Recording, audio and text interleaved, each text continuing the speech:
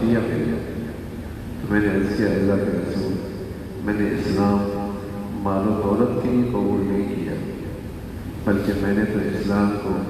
رغبت اور محبت کی وجہ سے قبول کیا ہے، اس لیے آپ کی معیت اور رفاقت مجھے نصیب ہو۔ پیارے رسول صلی اللہ علیہ وسلم نے فرمایا، اے عمر، اللہ کے صالح بندے کے لیے جائز اور پاکیزہ مال اور دولت اچھی چیز ہے اور قابل قدر نعمت ہے۔ عمرو بن عاص رضی اللہ تعالیٰ عنہ فرماتے ہیں کہ رسول صلی اللہ علیہ وسلم نے ہم سے فرمایا کہ میرا ارادہ ہے کہ تم کو ایک لشکر کا امیر بنا کر بھیجوں، اور پھر اللہ کے فضل سے تم صحیح سالم لوٹو اور وہ مہم تمہارے ہاتھ پہ فتح ہو اور تم کو مال غنیمت حاصل ہو، اللہ تعالیٰ کی طرف سے تم کو مال اور دولت کا اچھا عطیہ ملے۔ تو میں نے عرض کیا، یا رسول اللہ، میں نے اسلام مال و دولت کے لیے قبول نہیں کیا، بلکہ میں نے اسلام کو رغبت اور محبت کی وجہ سے قبول کیا ہے کہ آپ کی معیت اور رفاقت مجھے نصیب ہو۔ پیارے رسول صلی اللہ علیہ وسلم نے فرمایا، اے عمر، اللہ کے صالح بندوں کے لیے جائز اور پاکیزہ مال و دولت اچھی چیز ہے، یعنی قابل قدر نعمت، یعنی حلال مال اور حلال دولت ایک ایمان والی کے لیے اللہ کی نعمت ہے۔ مال اپنی ذات میں بری چیز نہیں ہے،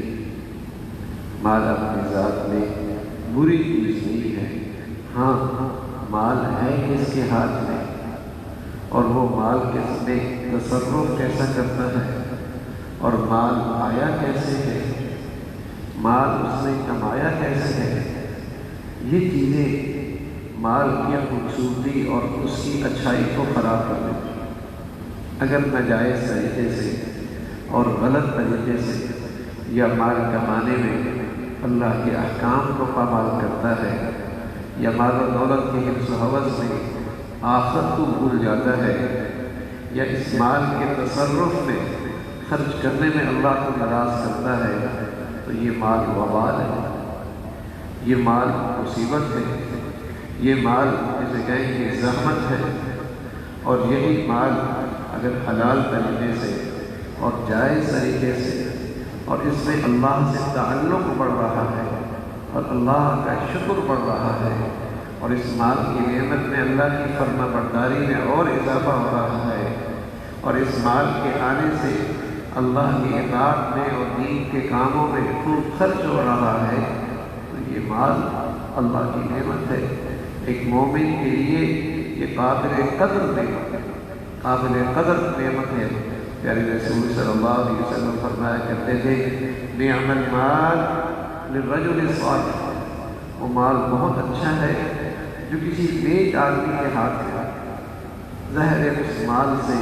تعمیر ہوگی، اس سے نیکی اور خیر پھیلے گی اور اس سے اللہ کے بندوں کی خدمت اور دین اسلام کی حفاظت اور اشاعت ہوگی اور اس میں اللہ کے بندوں کے حقوق ادا ہوں گے، تو وہ مال اچھی چیز ہے۔ تو ایسی دنیا اور ایسا مال وہ اللہ کی طرف سے انعام ہے اور اللہ کی طرف سے قابل قدر نعمت ہے۔ تو پیارے رسول صلی اللہ علیہ وسلم نے حضرت عمرو بن عاص سے فرمایا کہ اگر جائز طریقے سے یہ مال حاصل ہے تو یہ اللہ کا خاص فضل ہے۔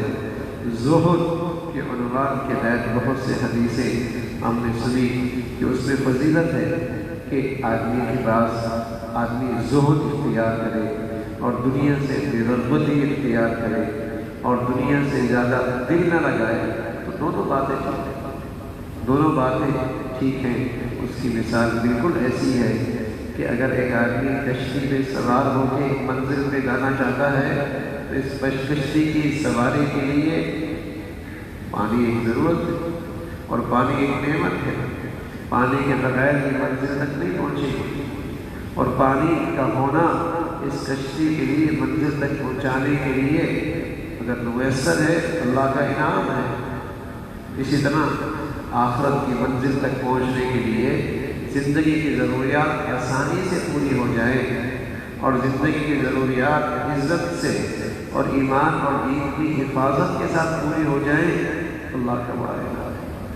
لیکن ظاہر ہے وہی پانی اگر کشتی کے اندر آ جائے تو آدمی منزل تک نہیں پہنچ پائے، وہ ان کے لیے ہلاکت کا باعث ہے۔ اسی طرح یہ دنیا اور یہ مال و دولت کی محبت دل کی کشتی میں آ گئی اور اللہ کو بھولنے لگا اور آخرت کو فراموش کر بیٹھا، حلال حرام کی تمیز مٹ گئی، اس کو حرص و ہوس میں ایسے بڑھا کہ اپنی اوقات اور اپنی حقیقت بھی تو فراموش کر بیٹھا، تو یہ مال و دولت وبال ہے، ہلاکت۔ تو ایک ہی چیز وبال بھی بن سکتی ہے اور ایک ہی چیز اللہ کی نعمت بھی بن سکتی ہے۔ یہ انسان کا طرز عمل ہے کہ وہ کیا طرز عمل اس مال و دولت کے معاملے میں رکھتا ہے۔ اس لیے پیارے رسول صلی اللہ علیہ وسلم فرمایا کرتے تھے کل قیامت میں خصوصی طور پہ یہ سوال ہوگا کہ مال کمایا کہاں سے اور مال خرچ کہاں سے، مال کمایا کہاں سے اور مال خرچ کہاں کیا۔ صرف یہاں تک نہیں کہ مال کمایا کہاں سے، اگلا سوال بھی ہے کہ اس مال میں اللہ کو راضی کرنا چاہیے، کہیں اس میں اسراف تو نہیں ہوا، کہیں اس مال کے خرچ کرنے میں اللہ کی نافرمانی تو نہیں ہوئی، کہیں اس مال کے خرچ کرنے میں کسی کے حقوق تلف تو نہیں ہوئے۔ تو مال کمایا کہاں سے یہ بھی اہم سوال ہے، اور مال خرچ کہاں کیا یہ بھی اہم سوال ہے۔ پیارے رسول صلی اللہ علیہ وسلم نے فرمایا آدم کا بیٹا اپنی جگہ سے ہٹنے نہیں پائے گا جب تک یہ سوالوں کا جواب نہ دے پائے۔ وَقِفُوهُ إِنَّهُمْ مَسْئُولُونَ، ٹھہرو تم سے بات پرس ہو، ٹھہر جاؤ۔ وَقِفُوهُ إِنَّهُمْ مَسْئُولُونَ، ٹھہرو تم سے بات پرس ہوگی، اور اس بات پرس میں خاص طور پہ یہ مالی معاملہ، مال کے معاملے میں اور اس کی آمدنی کے بارے میں اور اس کے خرچ کے بارے میں خصوصی طور پہ سوال ہوگا۔ اللہ تعالیٰ حفاظت فرمائے۔ آج دین میں سب سے بڑی کمزوری، بلکہ دینداروں میں جو سب سے بڑی کمزوری ہے معاملات کی۔